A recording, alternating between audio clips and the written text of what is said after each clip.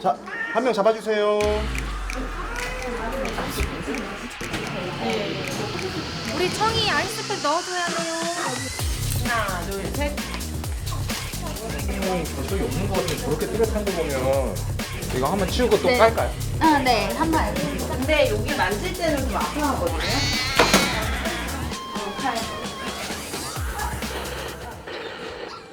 사실 이런 중환자에 대한 좀 더 효율적인 관리가 필요하다라는 거는 저희 원장들 사이에서 이미 공감대가 다 형성이 되어 있던 상황이었습니다. MRI를 놓게 되면서 여러 명의 스텝을 갖추게 되면서 지역병원에서 케어하기가 힘든 그런 상태가 안 좋은 친구들을 저희 병원으로 이제 전원을 하기 때문에 그런 점에 있어서 중환자의 케이스가 점점 늘어나고 있는 건 맞았습니다. 자, 이제 회진 들어갑시다. 체다부터 할까요? 체온 40.8도, 혈압 100 정도로. 문제는 체온이 지금 많이 높아요. 그래서 종형 자체가 골반강내에 있다고 하죠.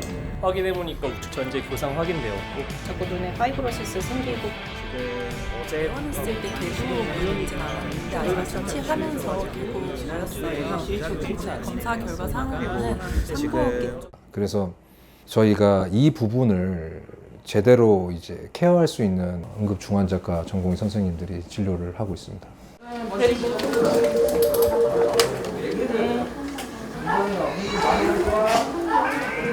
안녕하세요. 저는 서울동물 메디컬 센터의 응급 중환자의학과 과장 이다민입니다. 저는 응급진료 맡고 있고 응급 중환자 관리하고 있는 수의사입니다. 안녕하십니까 서울동 메디컬 센터 진료수의사 강병옥입니다.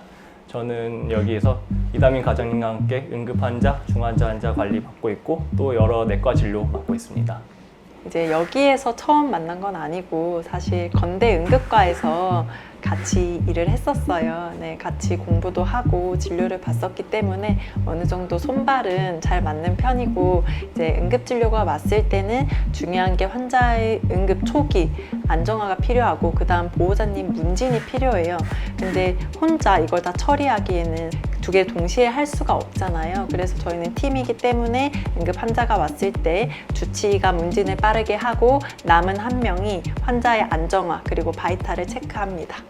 다른 과를 나온 사람들보다 저희는 응급 중환자에 특화되어 있기 때문에 환자가 사실 처음에 괜찮았어도 입원하는 중에 바이탈이 안 좋아질 수도 있고 또 이제 수술 환자나 회복하면서 안 좋아질 수 있는데 그런 걸 저희가 빠르게 캐치하고 제가 빠르게 이제 약물을 가져와서 처치를 한다든지 환자의 상태에 맞춰서 이제 치료를 할 수 있습니다. 보다 좀 더 이 아이가 빨리 더 회복할 수 있게 그리고 생존율을 더 높일 수 있게 좀 더 강구하고 있는 과라고 생각하시면 됩니다. 실제로 그거를 통해서 이제 입원 환자들의 이제 소생하는 비율도 지금 증가하고 있는 추세는 맞거든요. 무지개 다리 건너가기 직전에 뒷목 잡고 끌어오는 건데 그 상태에서 최대한 안전하게 스테이블하게 환자 상태가 유지가 되게 하는 것도 이제 중환자 관리에서 핵심인 것 같고요. 거의 죽어가는 애를 내과에 인계해서 치료를 잘 할 수 있게 혹은 수술을 할 수 있는 상태로 만들어주는.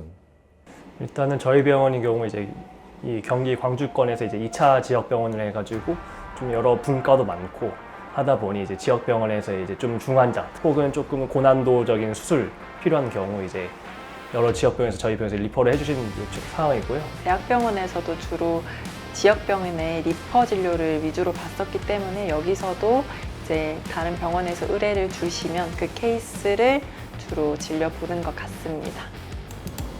선생님 응급 환자 들어왔다고 들었는데 무슨 상황이에요?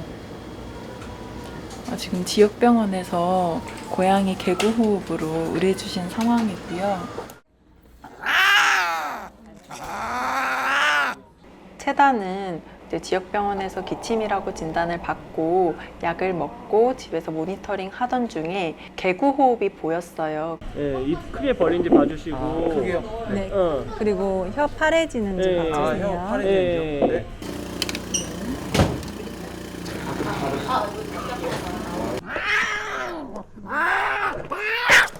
뒷다리, 앞다리 잡았어요. 잡았어요, 앞다리? 고양이들 같은 경우에는 이제 자기 집이 아니라 그 장소만 벗어나면은 예민해지는 그런 아이들이 있거든요. 근데 이 아이는 그런 거 플러스 그다음에 몸이 아프고 힘드니까 괜찮으세요? 사실 이런 일은 너무 비일비재해서 아이가 이렇게 몸부림치는 과정에서 혹시나 다치지 않을까 그게 더 우선이죠. 네. 그렇게 엄청 자기도 모르게 이러다 보면은 뭐 상처가 나거나 어디 찢기거나 그럴 수도 있거든요. 그래서 그럴 때는 오히려 제가 다친 거에 집중하기보다는 빨리 환자가 어디 이렇게 날아가지 않게 빨리 보정하는 게 우선인 것 같습니다. 이거까지. 네, 이런 열정입니다.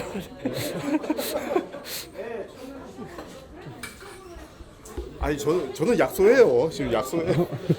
물론 이제 다치고 저희 몸이 다치면 이제 좀 속상할 때도 있는데 애기들 같은 경우는 말도 못하고 어떻게 보면 큰 사람들이 자기를 괴롭힌다 생각할 수도 있어. 사실 오늘 혈액 검사 해봤을 때 염증 수치가 꽤 높았어요. 그래서 아마 아파서 원래 예민한 성격인데 더 예민한 그런 기질이 나왔던 것 같아요.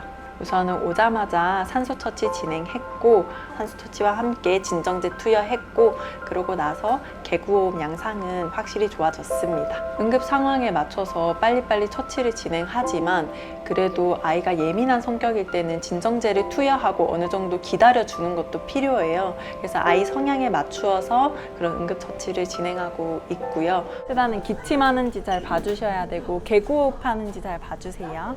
집에서도 개구호흡 보여서 어쨌든 저희가 주치 제도가 있고 입원 환자가 뭐 담당 테크니션 선생님도 있지만 다 손이 되면 다 저희의 모든 환자를 생각하고 다 같이 도와주는 편이고요.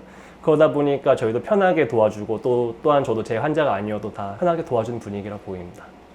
이제 같은 이제 모든 의료진들이 오는 친구들에 대해서 오는 애들에 대해서 좋아져서 나가기를 같은 마음은 다 한 가지인데 환자를 바라보는 초점이 다 달라요. 응급 중환자과는 제가 봤을 때는 죽음에 가 있는 애를 다시 삶의 문턱까지 끄집어 내오는 거에 관심이 있는 사람이에요. 그 정도로 그 탁과와 전공하는 그 과의 그 깊이 차이는 매우 크다고 할 수 있고 보통 이제 중환자 의학과가 어떤 장점이 있냐면 내과나 외과 환자들 중에서 갑자기 위급 상황이나 아니면 환자가 점점 안 좋아지는 경우가 있거든요. 그럴 때 제가 어떻게 하시면 좋겠다라고 조언을 많이 드리긴 합니다. 그리고 지금 저희 병원만의 응급 프로토콜을 만들어 나가는 중이고요. 저희 둘은 이제 원장으로서 경력도 그 응급 중환자과 선생님보다는 경력이 훨씬 길지만 그 응급 중환자과 전공하의 그 과목 안에서는 그 사람들을 저희는 리스펙트를 하고 그 사람들의 말을 따를 수밖에 없는 거예요. 아침에 일어났는데 화장실에 약간 혈변이 보여가지고 저는 사실 그렇게 급한 상황이라고 생각을 하지는 않았어요. 선생님은 심각하게 보시더라고요. 염증 수치가 너무 높으니까. 그래서 와서 놀랬죠.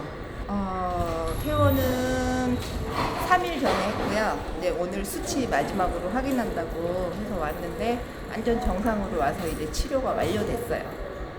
너무 감사하죠. 가까운데 이렇게 24시간 병원이 있어서 언제든지 올 수가 있으니까.